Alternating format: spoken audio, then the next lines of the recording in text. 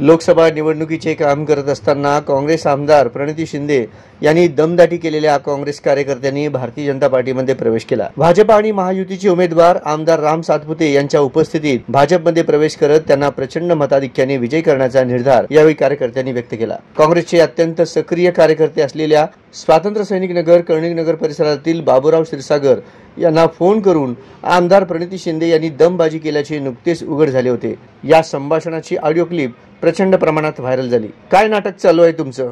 हिम्मत असेल तर मला येऊन भेटा। 6 महिन्यात तुमचा संपर्क नाही। आमच्या अडचणीच्या काळात तुम्ही दिसतच नाही। मला कोणाला विचारण्याची गरज नाही। स्टंटबाजी करू नका। अशा प्रकारे आमदार प्रणिती शिंदे यांनी बाबूराव क्षीरसागर यांना बोलल्याचे व्हायरल झालेल्या ऑडिओतून दिसत आहे। या प्रकारानंतर आमदार प्रणिती शिंदे यांच्यावर नाराज होऊन काँग्रेसचे पदाधिकारी बाबूराव क्षीरसागर, सुशील नाटकर आणि सहकाऱ्यांनी भारतीय जनता पक्षात प्रवेश केला। यावेळी अजिंक्य कटाप, सुदर्शन क्षीरसागर, देवीदास शिंदे, अमोल जाधव, गणेश साळुंखे, चंद्रशेखर सरबदे, विकास धायफुले, अमित हिबारे, श्रेयश कटारे, साईनाथ क्षीरसागर, अक्षय कारंजे, योगीनाथ मिनकेरी, बालाजी मिनकेरी, गणेश बनसोडे, राकेश यन्नम, आदित्य पुकाळे, विनय हंसाटे, रोहन पतंगे, शार्दुल कोठे, विजय गायकवाड आदी उपस्थित होते।